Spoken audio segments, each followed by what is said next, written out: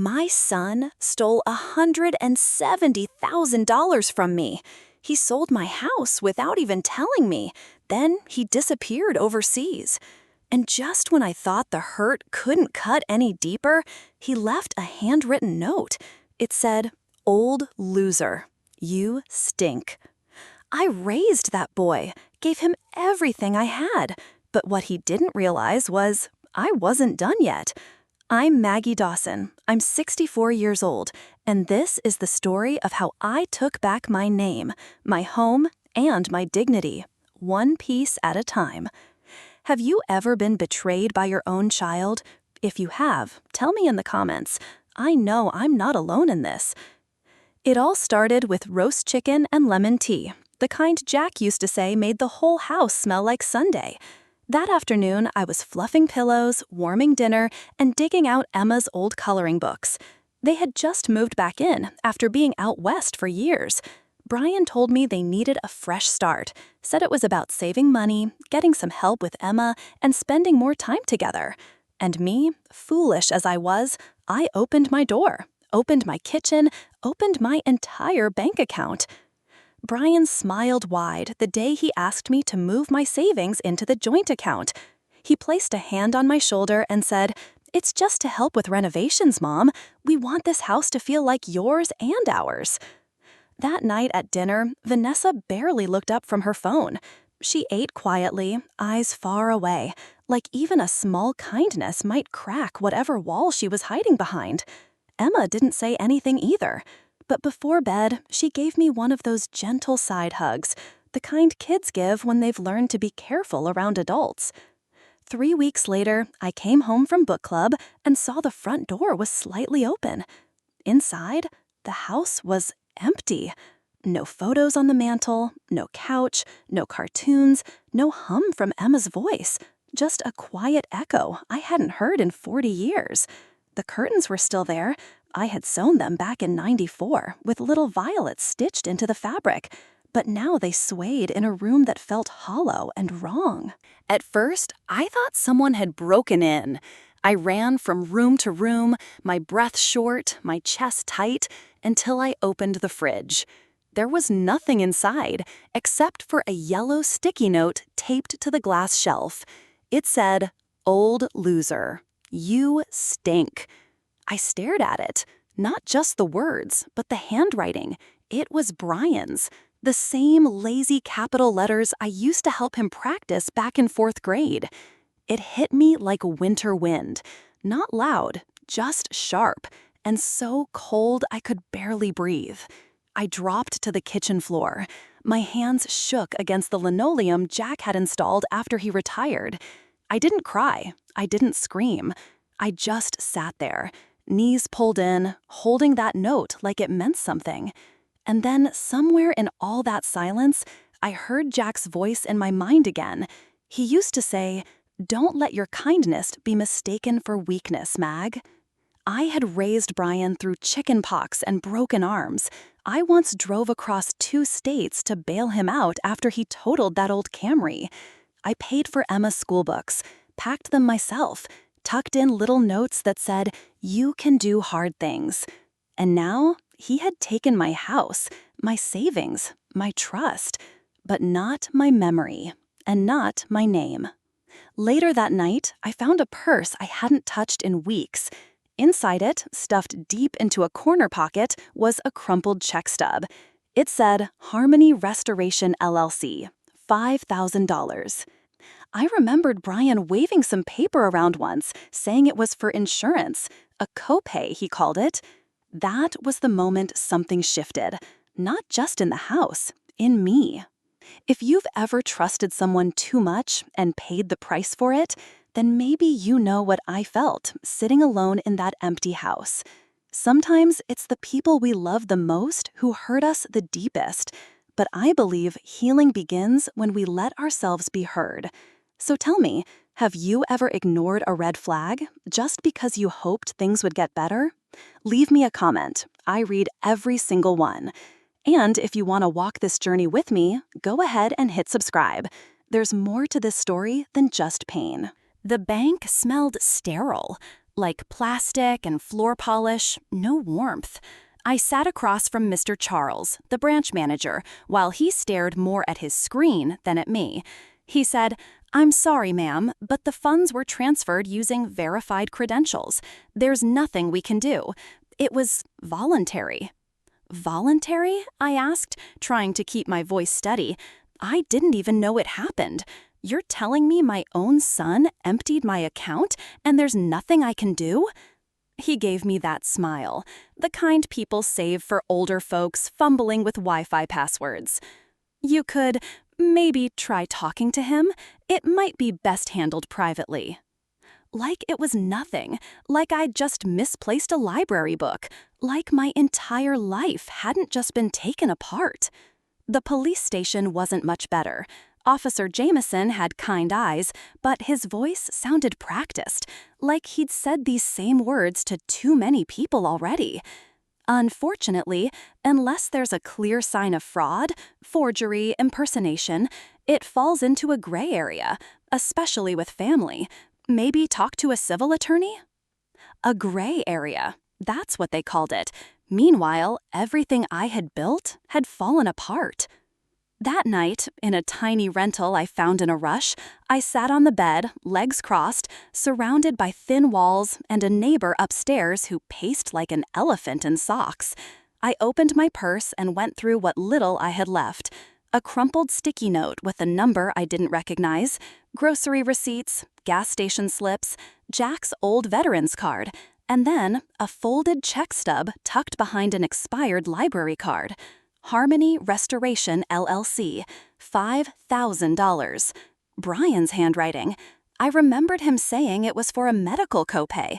Vanessa's dental surgery, he'd said, pouring coffee like it was just another Tuesday. That was 6 months ago.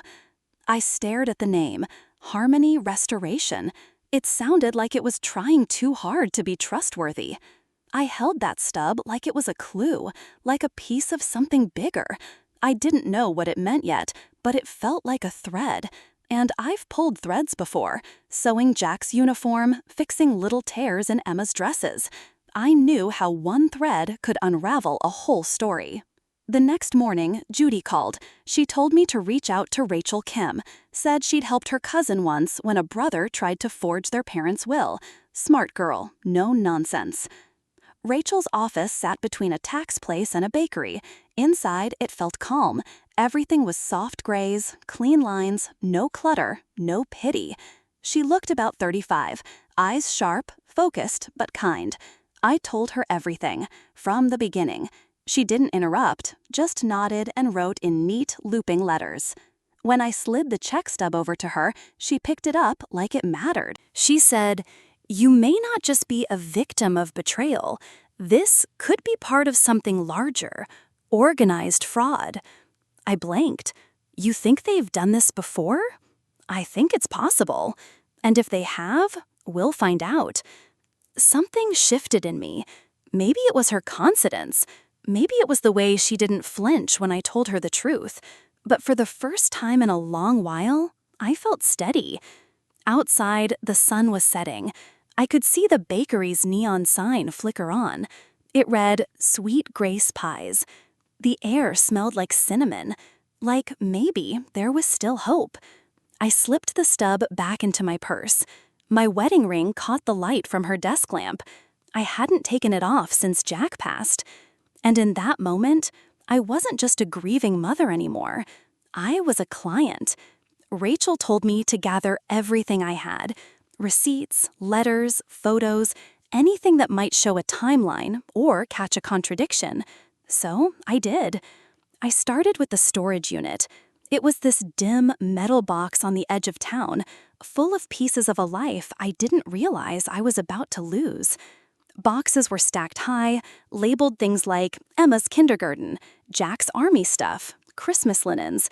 They sat there like quiet witnesses I'd left behind. I pulled down a plastic tub labeled 2018 to 2022. Inside were photo albums, loose envelopes, and an old digital camera I hadn't touched in years. My hands moved slow but steady as I peeled through the memories one by one. They probably thought I'd forget. But I remembered everything. One photo stopped me in my tracks. It was from a backyard barbecue last spring. Burgers were on the grill, Jack's old lawn chair was tucked in the corner, and Brian was grinning with a beer in his hand. Off to the side, Vanessa was standing near the patio table, holding a stack of papers. Her nails were freshly done, she had her phone in one hand, and in the other, a pen hovering over some documents next to a black leather portfolio. The corner of that portfolio had a notary seal. I zoomed in. The date stamped on the photo matched the day my house title had been transferred. I didn't know it back then, but I knew it now. That same night, I'd asked Brian about those papers. He brushed it off. Just refinancing stuff, he told me. I asked why it was under my name. He said it was standard, that I wouldn't understand all the legal mumbo-jumbo. I remember Vanessa didn't even look up during dinner. She just kept texting, then slid a paper in front of me and said casually, "Just sign here, Maggie. It's for the house insurance." Later, I sat across from Rachel in the coffee shop near her office. She was flipping through the printed photos I'd brought. Her brow furrowed when she got to that one. "You said this was April 14th? I nodded. "That's the day the title was transferred," she said, pointing at the image. "Maggie, this could be big. If your signature shows up on that deed and you didn't sign it knowingly, that's fraud, forgery. It's a felony." I swallowed. My mouth tasted like burnt espresso and betrayal. Rachel opened her laptop and started typing. She said we'd pull the title records from the county.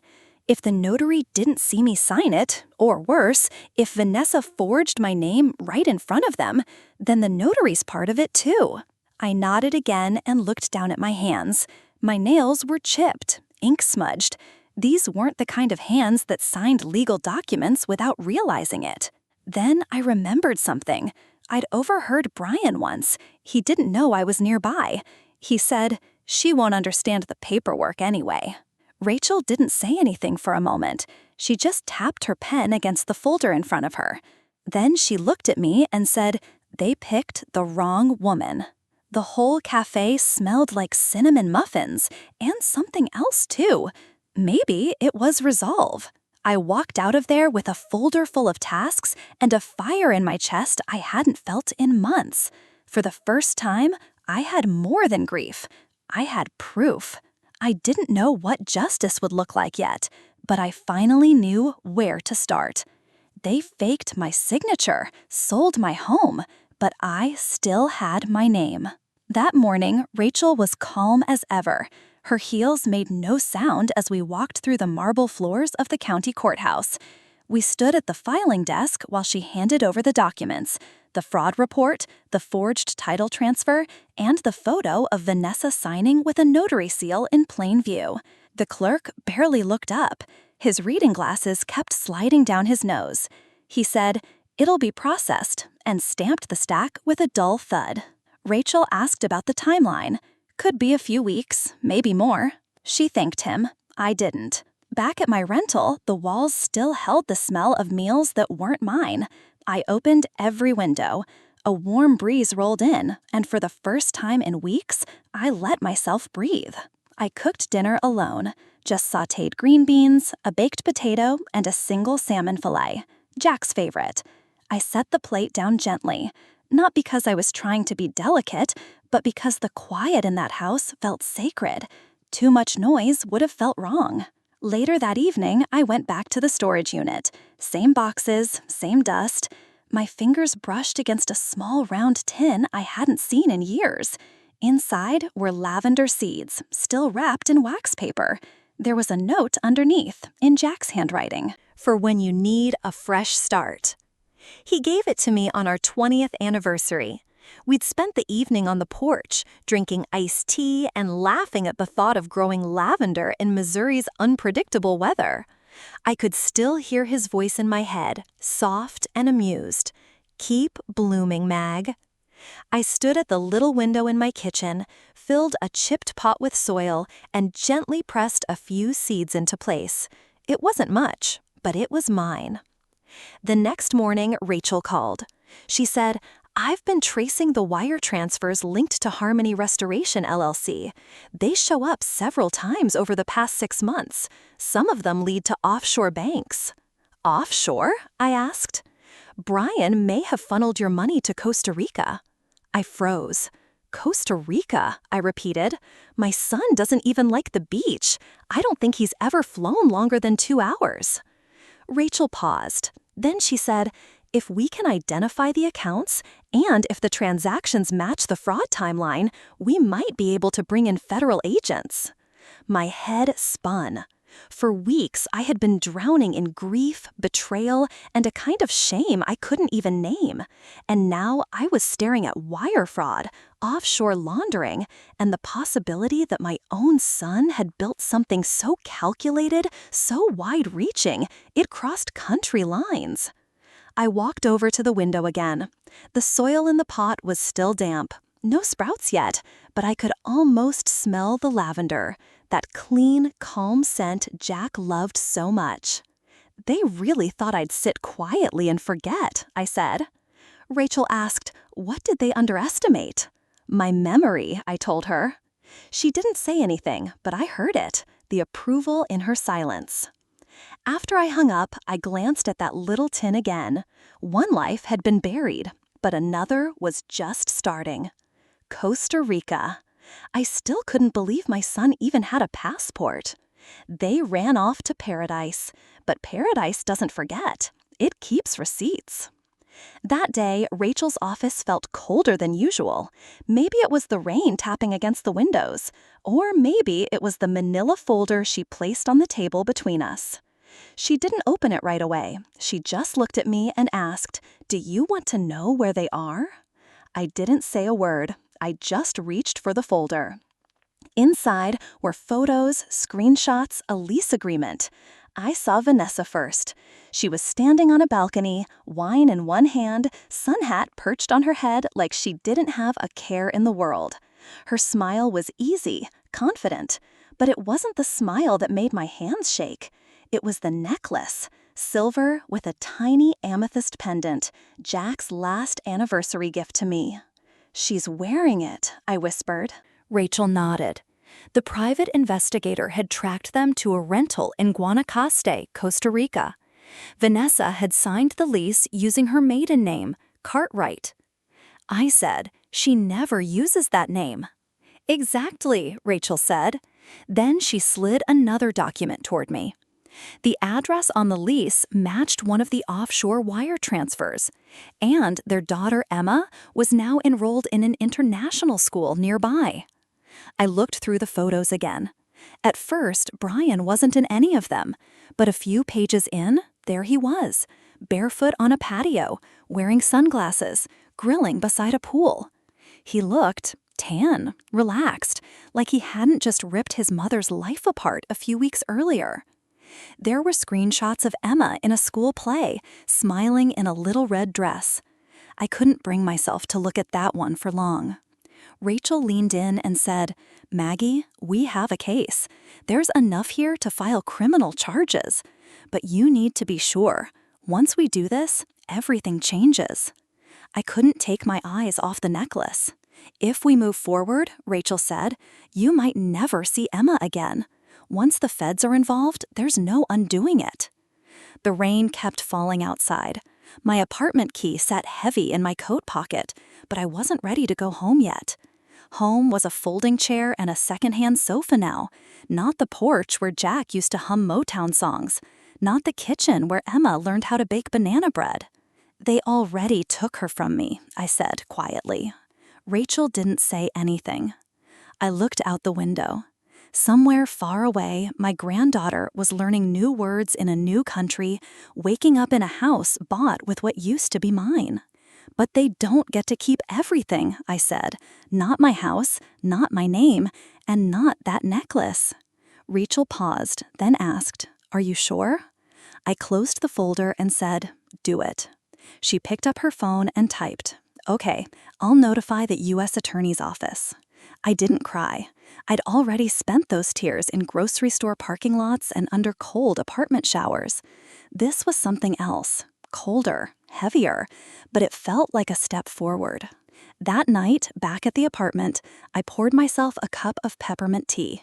I stood by the window and looked down at the lavender seeds. Still no sprouts, just damp soil and quiet hope. For years, I thought silence meant strength. Now I know it meant surrender, and I wasn't going to be silent anymore. Justice takes time, but betrayal leaves traces. Rachel met me outside the federal building in Cincinnati. Her coat was already damp from the rain coming in off the Ohio River. She didn't say much as we went through security. The metal detector beeped softly, the guards glanced at our IDs, and that was it. Inside, a man in a charcoal suit introduced himself as Agent Morales from the Department of Justice. His voice was calm, a little distant, as he explained what was happening. He said the extradition request had been accepted. Costa Rican authorities had detained both Brian and Vanessa the morning before. They'd be brought back into U.S. custody and flown to Ohio by next week.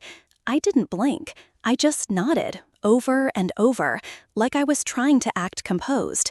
Then he said they'd also found records tying Harmony Restoration LLC to 2 other fraud complaints. This wasn't just about my son anymore.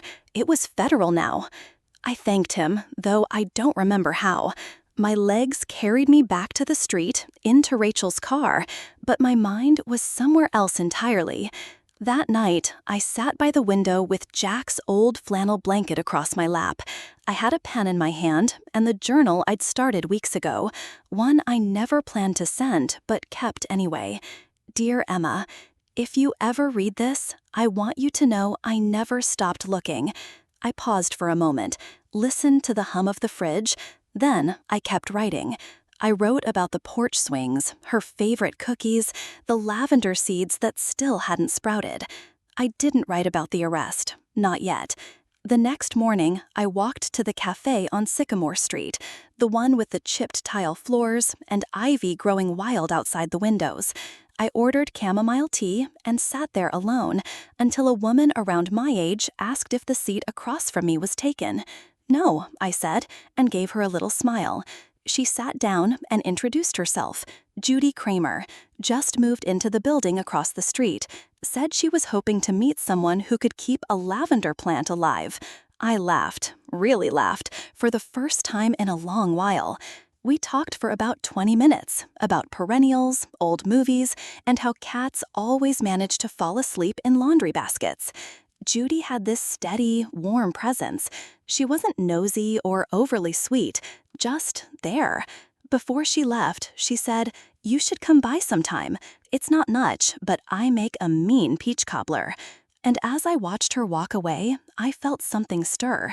Not quite joy, but maybe something close. My phone buzzed. It was Rachel. She said, "They've been detained. They'll be back on U.S. soil next week. The hearing's set for Monday." I didn't answer right away. Then I whispered, "He's coming home, just not the way he thought he would." I walked back to the apartment with a new kind of focus. I opened the closet and pulled out the navy dress I hadn't touched in years, the one I wore to Jack's retirement ceremony. It still fit, a little snug in the shoulders, but it fit. I ironed it slowly, pressing out not just the wrinkles, but years of memory, years of dust. Court was next Monday. If you've ever gone through something that made you question everything, your family, your trust, even your worth, then maybe you know a little bit of what I'm feeling right now. I'd love to hear from you. Have you ever had to stand up for yourself, even when it meant standing alone? Tell me in the comments. I'm listening. And if this story feels close to your heart, or if you just want to see what happens next, stay with me. You can subscribe. I'll keep sharing it, one chapter at a time. Next time, I face my son, not as his mother, but as the woman he stole from. And nothing could have prepared me for what he said. He was back on American soil, but this time, I wasn't making him dinner. I was facing him in court. That morning, I ironed the lavender blouse Jack always loved. The color reminded me of summer evenings, of quiet strength. My hands trembled a little as I buttoned the cuffs, but the fabric stayed smooth, and I told myself I would too. The courthouse smelled like old wood and disinfectant. Every footstep echoed. Rachel and I waited outside the courtroom doors. She gave me a small nod, her briefcase in one hand, the other resting gently on my elbow. When the doors opened, I took a deep breath, one that stretched my ribs. Then I walked inside, past rows of strangers, and sat right behind the prosecution table. Then I saw him. Brian shuffled in through the side door, hands cuffed, wearing a beige jumpsuit. His face looked thinner, his shoulders slumped. For a second, it seemed like he might glance my way, but he didn't. He stared straight ahead, like I was just another empty bench. Vanessa came in right after. Her hair was pulled tight, her lips had that careless curve, like none of this was real to her. She sat down, crossed her legs, and looked like she was waiting for a nail appointment. The judge came in quietly. His name was Franklin. I saw it on the plaque. He adjusted his glasses, scanned the paperwork, and called the session to order. What followed was routine. Charges read, lawyers introduced, plea options laid out. Then the judge asked if I wanted to speak. I stood up. My legs felt stiff, but steady. I walked to the front. The microphone was too high, and Rachel stepped forward, adjusted it gently, then stepped back. I cleared my throat, looked straight at Brian. "You took my money," I said. "You took my home, and you tried to wipe my name off every piece of my life, but you didn't erase me." The room went quiet. Even Vanessa stopped shifting in her seat. "I built that house with your father. We painted the walls together. We laid the floors together. You grew up under that roof, Brian. You played with Emma in that backyard. And then you sold it like it meant nothing." I paused.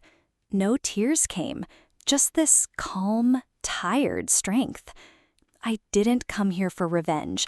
I came because I still believe in something bigger than betrayal. I believe in truth. I believe in accountability. Then I stepped back. The judge thanked me. His voice was cool but respectful. He delayed the final decision, said he was waiting on a motion from the defense, something about a plea deal. Rachel leaned over and whispered that Brian might be trying to avoid prison. I didn't say anything. My eyes drifted across the room, and that's when I saw her. Emma. She was sitting quietly next to a woman in a gray suit, probably her court-appointed guardian. Her hair was pulled back in a ponytail. Her shoes didn't quite reach the floor. She looked smaller than I remembered. Older, too. Like the past 2 years had folded her up a little. Our eyes met. She didn't smile. She didn't wave. She just looked at me. And I looked right back. I didn't know if she recognized me, but I knew her. As I sat down, the lavender blouse pulled at my shoulders. My heart was pounding, not from anger anymore, but from something else. Maybe it was hope, or maybe it was sorrow, dressed up in its Sunday best. They wanted a deal, but what I wanted was for the truth to be heard. That morning, the courtroom felt heavy. The air was still, almost too quiet. Rachel leaned over to me and said, softly but steady, "They're offering a plea deal, partial restitution, no trial." I didn't answer right away. She added, "They're blaming each other. Vanessa says Brian forged the title behind her back. Brian says she handled all the bank accounts. But the evidence, it speaks for itself." I thought about the check stub from Harmony Restoration LLC, the notary photo with Vanessa's smug little smile, the necklace that once rested softly on my collarbone, now wrapped around hers. We moved to a small conference room behind the courtroom. Rachel unfolded the terms on a thin piece of paper. She told me, Brian would get 2 years probation. He pays everything back, principal and interest. Vanessa would spend 6 months in a rehab facility and give up any claim to custody of Emma. No jail time for either of them. Their record would be clean afterward. It was a lot, but somehow still not enough. Outside, reporters were already waiting. One of them shouted something as we walked through the lobby, but I didn't catch it. Maybe I just didn't want to. That night, I went for a walk alone. The air was soft. Summer had started to let go. I passed by the city garden near my apartment, the one with the lavender beds along the path. I stopped and stood there longer than I planned to, looking down at the tiny purple blooms just starting to come in. And I finally let myself ask the question I'd been avoiding. Do I want justice, or do I want peace? Justice meant dragging this out for years, more hearings, more lies, more time sitting across from the faces that tore my life apart. Peace meant I could finally go home, but only if my name came with me. The next morning, I met Rachel early. She was holding a paper coffee cup, flipping through the documents again. I said, "I want my name back." She looked up. "I want the deed," I told her, "restored, fully, before anything else." She nodded. "That's doable." "And I want them to read a formal apology, in court, to me." Rachel paused, then smiled. "They'll hate that," she said. I smiled too. I know. It wasn't about revenge. I didn't need them to suffer, but I needed to hear those words. I needed to be able to look my granddaughter in the eye someday and tell her, with my whole heart, that I didn't stay quiet. When we went back into court, I sat up a little taller. The judge reviewed the conditions. Rachel leaned in and whispered that they'd agreed. The house title would be restored within the week, the apology would be read aloud. My eyes drifted again, searching the back row. Emma was sitting there. Her legs swung slowly, just barely off the ground. She didn't look up this time, but as she walked out of the room, something fluttered to the floor. A plain white napkin. Later, after everyone had cleared out, I picked it up. Written in a child's handwriting, shaky but easy to read, "Grandma, I miss you." I folded it slowly and placed it in my purse. Rachel didn't see. No one did. But I did. They read the apology, but I had one of my own. The courtroom was nearly silent, just the soft rustle of papers and an occasional cough from the gallery. Brian stood in front of the judge, holding a printed sheet that shook in his hands. His voice didn't shake, though. It didn't do anything at all.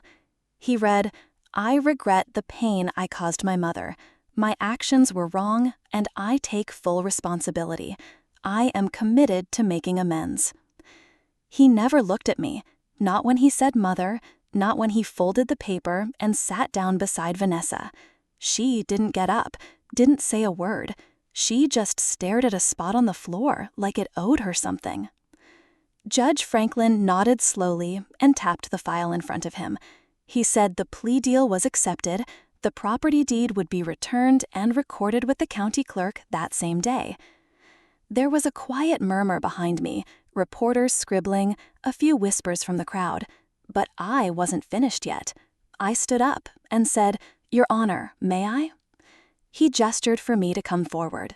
I didn't bring a speech, just one small paper that had lived at the bottom of my purse all this time. That sticky note, the one with 4 ugly little words scrawled in a teenage hand. "Old loser, you stink." I didn't show it. I just felt it between my fingers. Then I pulled out another sheet. "This one's mine," I said. "My apology. Not to them, but to myself." I unfolded the paper. "Dear Brian, you lost your mother. Not because I stopped loving you, but because you stopped seeing me as human. I was never just a roof over your head or a number in your bank account. I was a woman who held your hand through every fever, who read you stories when my eyes were too tired to stay open. I loved you, but I won't be invisible again." I folded the note, slipped it back into my purse, and looked up just long enough to meet his eyes. For the first time since this all began, he looked back at me. Then I turned and walked out. Outside, the sun was harsh. Cameras clicked. Voices called my name.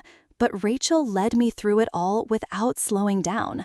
My hand rested on her arm, but I didn't really need it. Not anymore. When I got home, I made a single cup of lavender tea and set it on the cable. I didn't drink it. I just sat with it, letting the quiet remind me that I was still here. Later, when I emptied my purse onto the counter, something new slipped out. It was tucked between my wallet and that old sticky note. A small, folded piece of paper. I opened it carefully. It was a child's drawing, a single lavender flower, shaded in with purple crayon. Underneath, in small, shaky letters, it said, "I remember you." My hands trembled. I pressed the paper to my chest and closed my eyes. That courtroom apology had been flat, formal, hollow. But this was real. If you've ever been betrayed by someone you raised, someone you trusted with your whole heart, then maybe you understand that kind of ache, the one that doesn't show up on X-rays. And I'm wondering, have you ever had to choose between justice and peace, between holding on or letting go? Tell me in the comments. I'm here, and I'd love to hear your story too. And if you've stayed with me this far, maybe you'd like to keep walking with me. You can subscribe if you want to stay close, not just to this story, but to the quiet strength we're rebuilding one step at a time. In the next chapter, something unexpected happens, not in court, in the heart. And it starts with a flower and a voice I never thought I'd hear again. The house was mine again, but it didn't feel like home. Not yet. I walked through each room slowly, like I was stepping into someone else's memories. The walls were freshly painted, the carpets clean, but I still heard the echoes. Jack humming while he made coffee, Brian thudding down the hallway with muddy shoes, Emma giggling from the stairs. Now it was just birdsong through the open windows, a little wind slipping past the curtains, and silence. I carried in the first box myself. It wasn't much. A few framed photos, a teacup Jack gave me on our 25th anniversary, and his old cardigan, the one I could never bring myself to let go. When I laid the cardigan on the couch, it settled in like it remembered exactly where it belonged. Later that afternoon, someone knocked on the back door. It was Judy Kramer. She held a basket of muffins and had a garden spade tucked under her arm like it was a handbag. She smiled and said, "Figured you might want company, and something sweet. Your flower beds out front look like they're begging for attention." We planted together, shoulder to shoulder, knees in the dirt. She talked about tulips. I asked about lavender. I told her, "I've always liked lavender.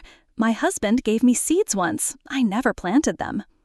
She pressed the soil down gently and said, "Sounds like it's time."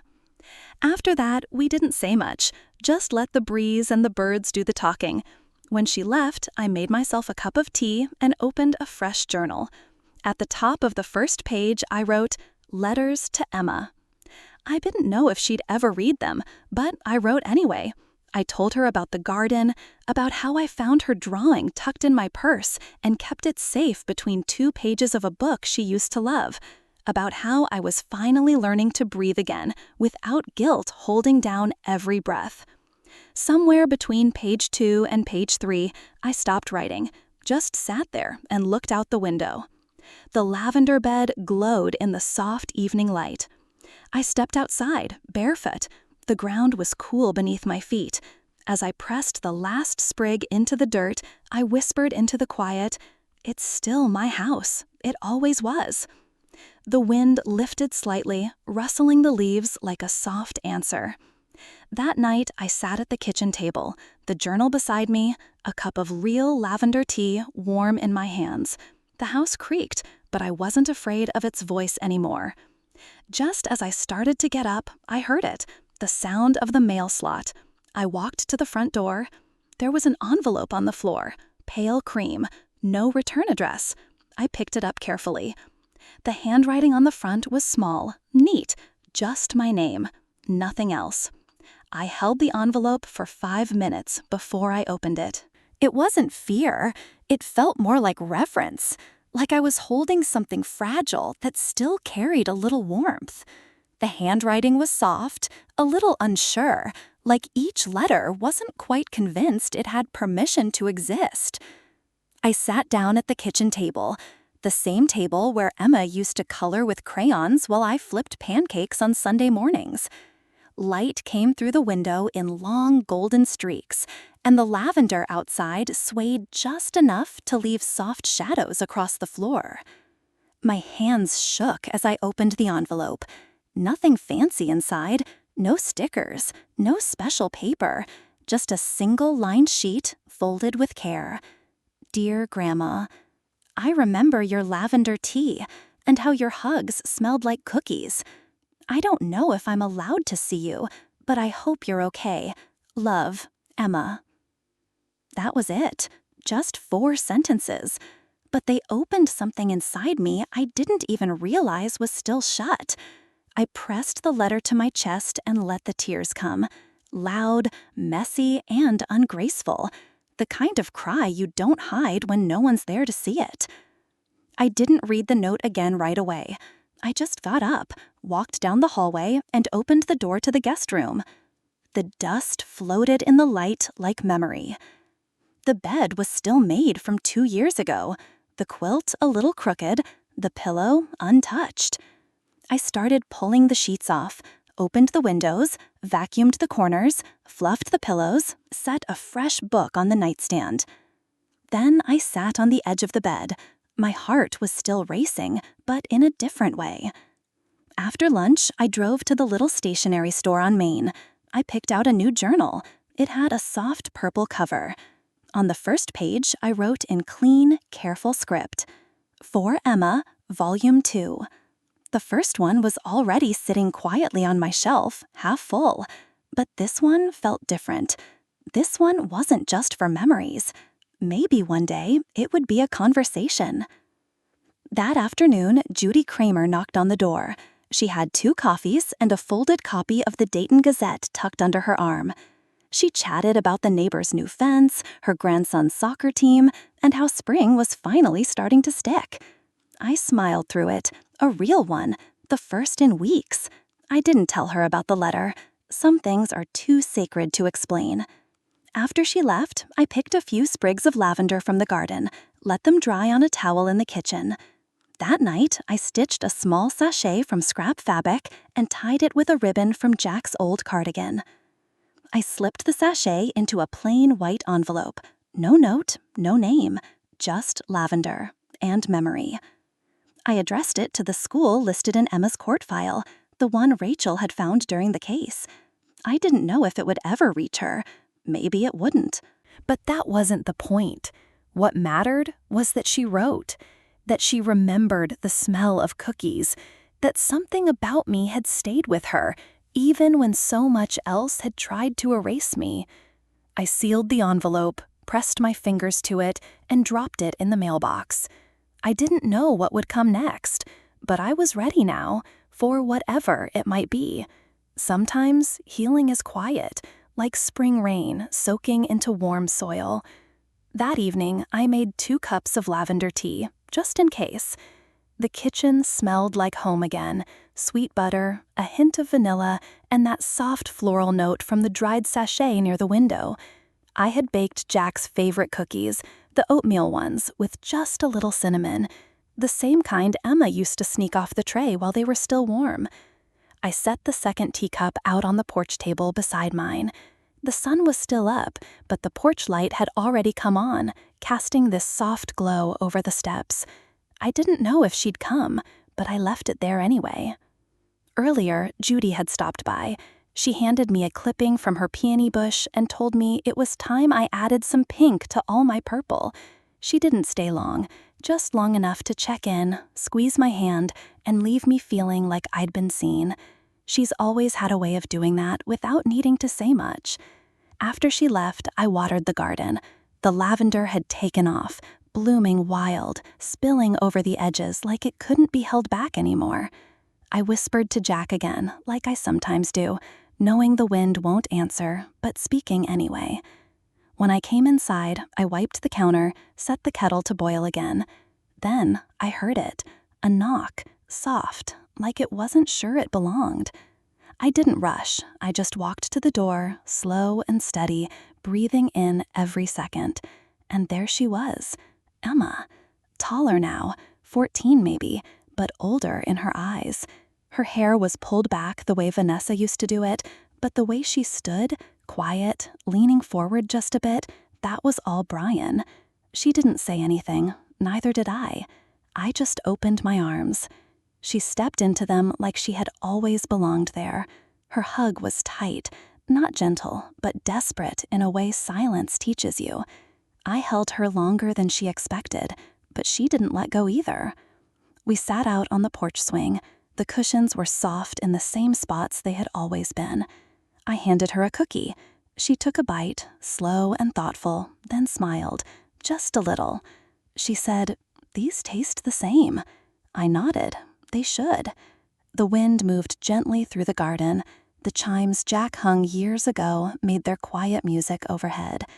After a while, she turned to me and asked, "Did you miss me?"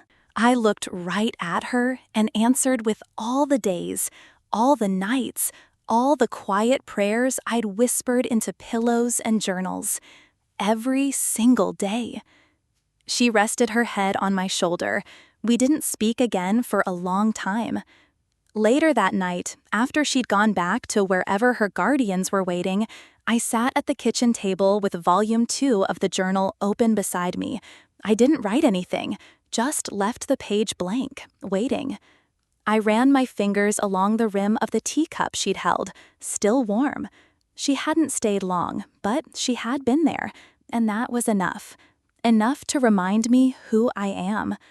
I walked to the window and looked out over the garden. The porch light flickered once, then held steady. The lavender swayed in the night breeze, like it had seen something too tender to speak aloud. I smiled. I lost my son, but I found something else. My voice, my roots, and maybe, just maybe, my granddaughter. That night, after she left, I sat alone on the porch swing. Her teacup was still beside mine, still warm. The house didn't feel empty anymore. It didn't echo the way it used to. It held something softer, maybe not wholeness, but hope. If life has taught me anything, it's that healing doesn't always come with answers. Sometimes it shows up in a quiet knock, or a smile that feels like memory, or the scent of lavender on the breeze. We can't undo the past, but we can choose how gently we hold what's left, and sometimes that's enough. If this story touched you, if it reminded you of someone or some place you used to belong, I'd love to hear from you. Leave a comment, or just take a quiet moment for yourself. And if you'd like to hear more stories like mine, feel free to subscribe and stay a while. There's always room here.